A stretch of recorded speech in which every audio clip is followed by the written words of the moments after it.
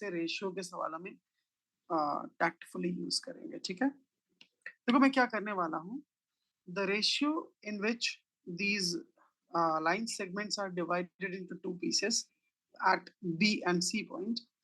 This ratio practically means कि जो भी वैल्यू अगर मैं इस लाइन सेगमेंट को, मैं लाइन सेगमेंट BC को बैलेंस करना चाहता हूँ, तो मैं अपोजिट मासेस इन पॉइंट्स को दे देता हूँ। तो मैं कहना चाहता हूँ कि C पॉइंट को if we can somehow give the mass 3 kg to this point C and mass 2 kg to the point B, ठीक है ना।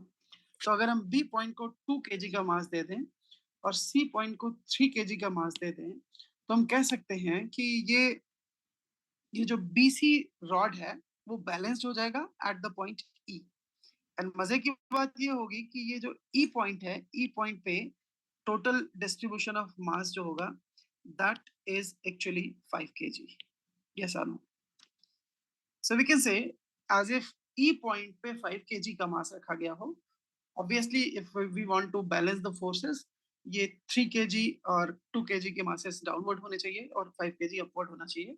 और अगर इस तरीके का कुछ फोर्सेस या मास का डिस्ट्रीब्यूशन कर दिया जाए तो ये BC सबसे बैलेंस्ड रॉड हो जाएगा, है कि नहीं। सिमिलरली अगर मैं इस A पॉइंट को 3 kg का मास दे दूं, this 3 kg should be going to A and 5 kg should be going to C point, but that's basically not possible. तो मैं कहूंगा कि 3m is the mass given to A and 5m is the mass given to point C. And look at this, ये जो 5m होगा ये किसके बराबर होना चाहिए? 3 के बराबर होना चाहिए। और इससे पता चलता है हमको कि ये जो m की वैल्यू होनी चाहिए वो 3/5 होगा। दैट मीन्स अगर हम इस पॉइंट को तो ऑब्वियसली 3 kg का मास देंगे और ये 3m means 3 times 3/m, so this is basically 9/5।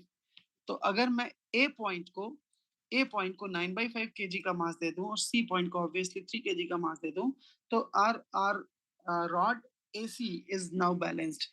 और डी पॉइंट पे उस केस में क्या मास हो रहा होगा? इन दोनों का सम, व्हाट इज दैट? 9/5 और 3, है ना। तो ये क्या होगा? 5 3 15 और 15 और 9 कितना हो गया बच्चे? 15 and 9 24. So 24/5. So this D point will carry 24/5 kg mass altogether. Yes. So we have almost distribution of these masses at a certain point. अगर इस point को मैंने 2 kg mass दिया है, ये 24/5 kg mass है, so F point can be measured clearly. So F point का mass कितना होना चाहिए? That should be कितना? It should be 2 plus 24/5, है ना, right? 2 plus 24 by, right? So this is 34 divided by 5. So this F point is going to carry 34/5 kg mass, right? So A point we know, E point we know, and now if I'm looking for AF is to FE, okay? तो ये जो ratio होगा, this mass will be given to the ratio towards AF, और जो A वाला मास है वो किसको दे दिया जाएगा? रिवर्स डायरेक्शन में रेशियोज जा रहे होते हैं ना, मासेस उल्टे डायरेक्शन में चल रहे होते हैं। जैसे इस केस में हमने क्या किया था, ये 3 था तो 3 kg मास इधर चला आया था, दिस रेशियो 2 था तो 2 kg मास इधर चला गया था।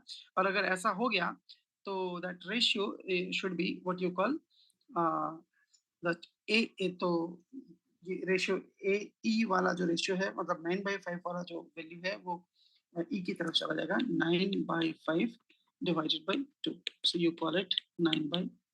Yes, so that's the ratio AF is to FE, है ना? Yes. Similarly, similarly, can you now find the BF is to BF is to FD. Yes, that's the good question. यही यही तो पूरा रिसर्च है ना?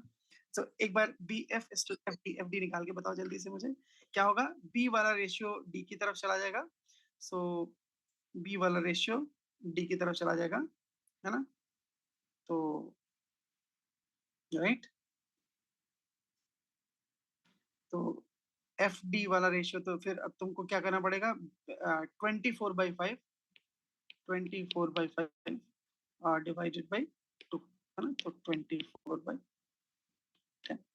और 12/5, है ना?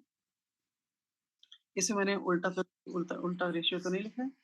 AF, तो A वाला जो AF, ये वाला इधर से चला गया, उल्टा उल्टा लिख दिया मैंने शायद, है ना?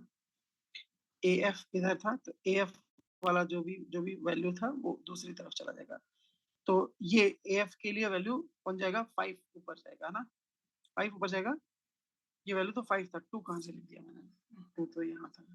एक काम सही लिखते हैं.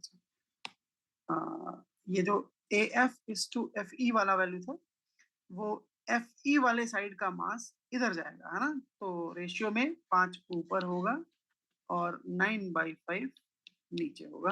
तो व्हाट इज दैट? 25/9, है ना? ठीक है ना? तो yes, we can call it mass point. Reason being, हर पॉइंट को हम एक मास दे रहे हैं बेसिकली. बेसिकली आइडिया ये है कि हम इन पॉइंट्स को मास से डिफाइन करके हम ये एक्सप्लोर कर रहे हैं कि ये पूरा शेप किस पोजीशन में सबसे बैलेंस्ड कंडीशन में होगा, है ना? तो with this order of mass distribution हम इस पूरे शेप को बैलेंस्ड पोजीशन में ला रहे हैं. तो जब बैलेंस्ड पोजीशन में ये आ जाएगा तो this F should be the balancing position, है ना? इंटरसेक्शन ऑफ टू रॉड्स हो गया तो ये भी बैलेंसिंग पोजीशन पे होगा, है ना? तो मास के डिस्ट्रीब्यूशन से हम साइड्स के रेशियोज को लिंक कर रहे हैं, है ना? ठीक है, तो this is the easiest way to handle, है ना? जब भी रेशियोज और इंटरसेक्शंस आ रहे हो तो this is the easiest way, quickest way to handle, है ना? एक बार अब तुम पूरे तरीके से एक बार सिमिलरिटी लगा के रेशियो निकालना और फिर बताना मुझे आंसर क्या आया, ठीक है? अभी बताना, है ना? ठीक है, ठीक है, फिर मिलते हैं अगली क्लास में, है ना?